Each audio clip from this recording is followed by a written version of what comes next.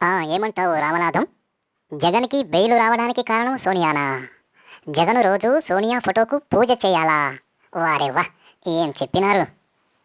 16 నెలలు విచారణ పేరుతో జైల్లో పెట్టింది కాక 16 నెలల తర్వాత బెయిలు రావడానికి సోనియా కారణమా? ఆమె ఫోటోకు పూజ చేయాలంటావా లోకనాథం? వారెవ్వా! అంటే జగన్‌ని జీవితాంతం జైల్లో ఉంచుతారా? ఇక బెయిల్ రావడానికి సోనియానే కారణం, అనిలే కారణం అంటారా? అసలు కేసులు పెట్టి అరెస్టు చేసింది చట్టం కాదు సోనియానే అని అనాలి మరి. ఎందుకంటే బెయిలు రావడానికి సోనియానే కారణం అంటే ఆ కేసులు పెట్టడానికి కూడా సోనియానే కారణం అనుకోవాలిగా.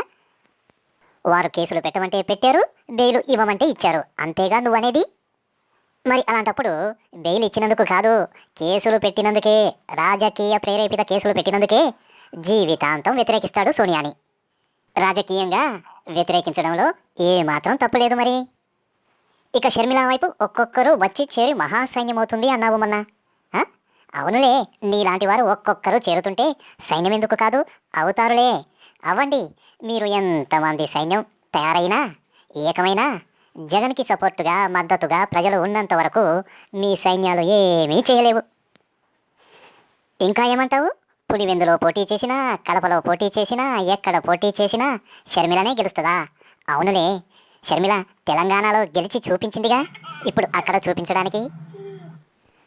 ఇక్కడ తెలంగాణ ఎలక్షన్లప్పుడు తట్టా సర్దుకుంది, ఆంధ్రాకి పోయింది. ఆంధ్ర ఎలక్షన్ల తర్వాత అక్కడ పెట్ట బేడ సర్దుకుంటుంది. తెలంగాణలో 119 నియోజకవర్గాలలో ఒక్క రాయన్న వేసిందా? ఒక 10 రాళ్ళు వేస్తే ఒక రాయన్న తగులుతుంది అనుకుంటారు. అస్సలే లేదు. ఇప్పుడు పోయి అక్కడ కడపలోనో పులివెందల్లోనో 2 రాళ్ళు వేస్తానంటది. వేయనియండి.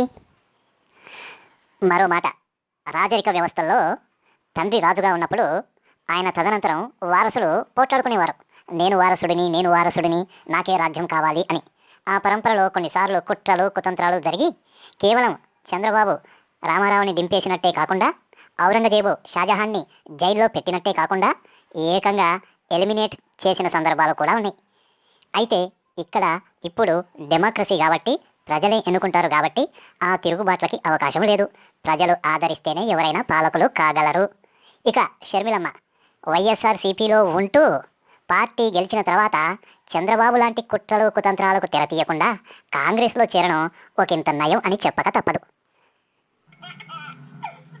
పరీక్షించుకోనియండి ఆమె అదృష్టాన్ని కూడా. కాంగ్రెస్ పార్టీ లోపల పరీక్షించుకోనియండి. వివేకానంద రెడ్డి పరీక్షించుకున్నాడు కదా, ఈమెను కూడా పరీక్షించుకోనియండి, తప్పేముంది. అంతిమంగా ప్రజలు ఎవరి వైపు నిలబడతారో, ఎవరికి మద్దతిస్తారో వారే పాలకులు కాగలుగుతారు. ఇంగ్లీష్ మీడియం చదువులని, సామాజిక సమతుల్యతతో జరుగుతున్న పాలనని ఎవరూ వదులుకోరు.